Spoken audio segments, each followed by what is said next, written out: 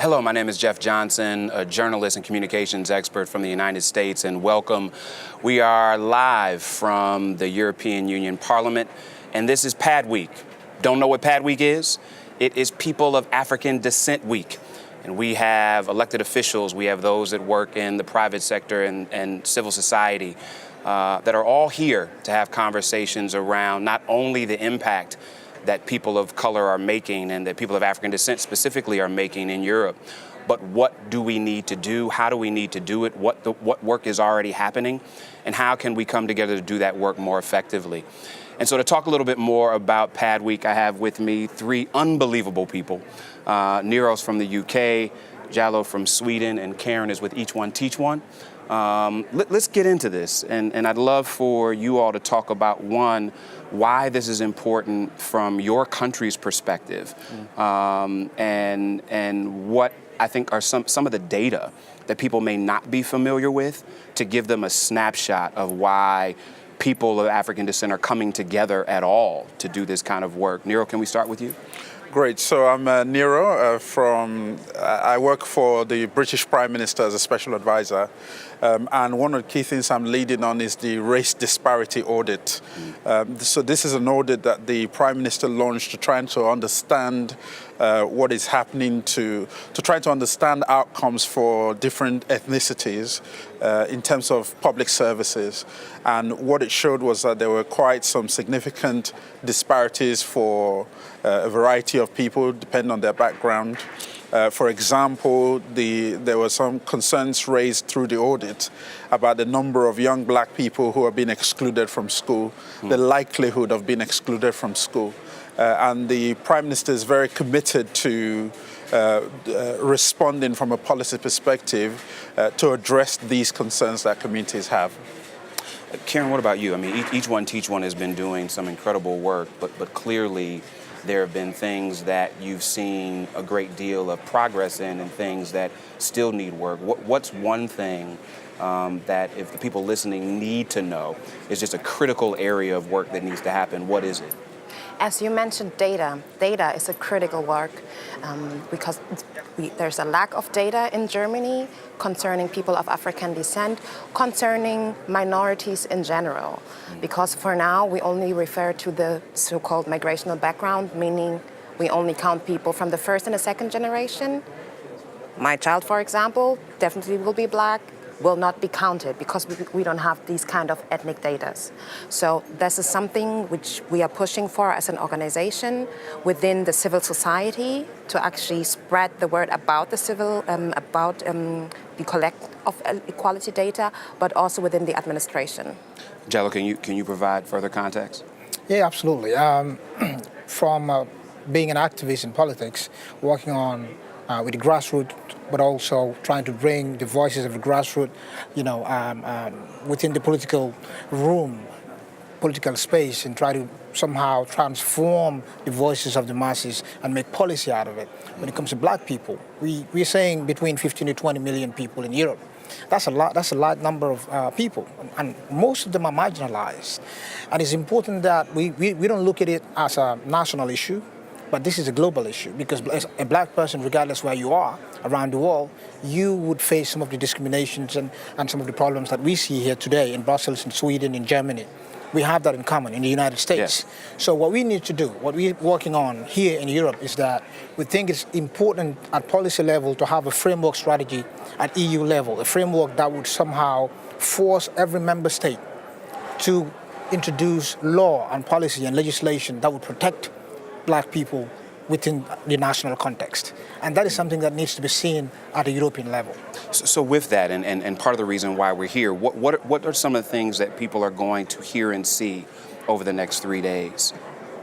Yeah, I mean, this is quite an extraordinary event, because we've never had anything like this in Europe, where you have a whole week at the most powerful space in Europe, at the European Parliament, where you have experts, where you have policymakers, where you have activists, civil society that will come together and not only make visible some of the realities that we face, but also discuss some of the solutions that we can put in place, both as activists, but also as policymakers, in order to be able to eradicate some of these problems and disparities that we're facing as black people in Europe. Well, but with the anticipation that Jallow was talking about, Karen, so often our convenings become just that. They're convenings. We talk a lot, we have great conversations, recommendations are made, and then they don't go anywhere. What for you is one of the most important things that needs to happen over the next 3 days, not only for it to be a great gathering, but it to be meaningful for the type of work that each of you have talked about? I think when we can all agree, and that will be the third day of this PADWEEK, well, we all come together at the forum and actually have a proper discussion about the solutions Jallow's just mentioned. It's to come up with the framework which will or should be implemented by the European Union in order to tackle Afrophobia, in order to tackle anti-Black racism within Europe. So it's not only about mentioning the problems, mentioning the solutions and how we get there. Because we have all these people around the table who are working on different levels. So we have the chance to be connected right here and to go back with the solutions in our pocket. Nero, Karen is talking about kind of what happens on that back end, but sometimes what's important is the voices that are heard. And this afternoon there's going to be a hearing that brings together a multitude of voices. How important are those voices to, one, adequately expressing what the narrative is versus often what the press says it is? And how do we amplify the kind of voices that we're going to hear today during and post PADWEEK to help to make sure that the work you're doing is properly framed through your own lens, our own lens versus someone else's? So I think one of the most important things about this week is that we're using the opportunity to connect across Europe, to share experience of what's happening in different countries. And from a British perspective, I think we have a very good story to tell, particularly in relation to the point that was made about data.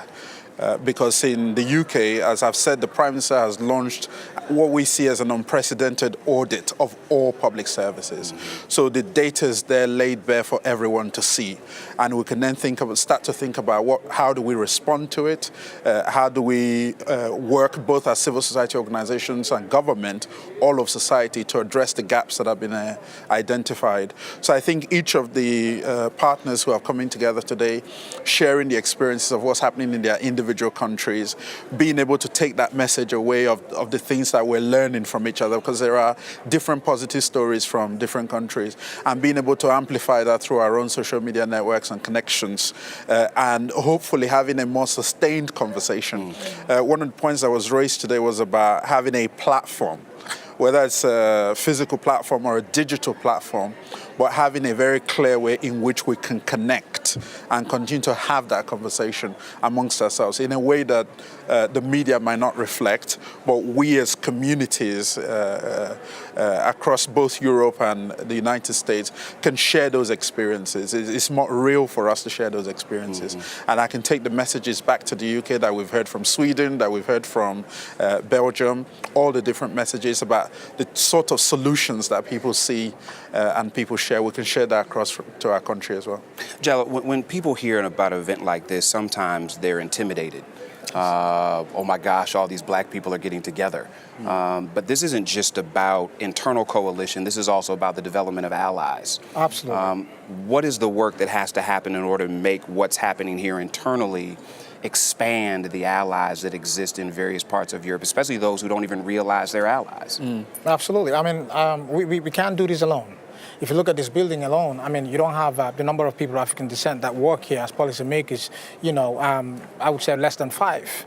And to be able to push legislation and pass it, we have to have allies that would understand exactly what we're talking about and be ready to support and commit to what we want. And what we want is very simple, because we live here and we've been living here historically. We contributed to the development of Europe. We fought the First and Second World War. So tear and blood to be able to see the Europe that we're seeing today, that Black people sacrificed and continue to sacrifice.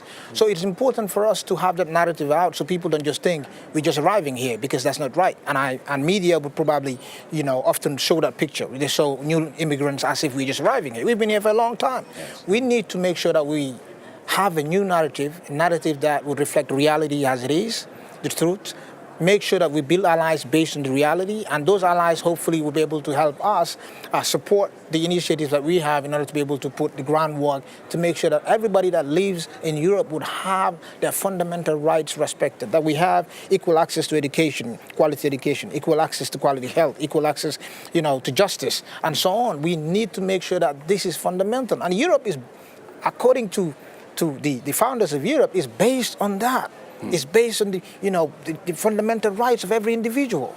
Now, we live here, and what we're asking for is very simple. We need to have the same rights as everybody else that live here. That's what we're asking for, nothing more, nothing less. So it is our job by the end of this week to make sure that we have some allies and we continue. This is something that's not going to stop here. It's just a starting point, and a lot of people have been doing it before us. We're going to continue this work after this week. Well, let me ask Karen a question before we leave, and I think it's important because of all of us on the panel, you're the only woman. And so clearly, but seriously, as we're doing this work, we have to deal with the equity that exists inside of the work. So talk a little bit about the importance of women in leadership, what you're seeing, and how that's going to be important to continue to encourage as we're challenging other folks to look at equity from a policy standpoint. I think there are 2 points here. One is that we are living in a sexist society, so women in leadership, that's something we all need to push for across from all borders of color, non-color, whatsoever.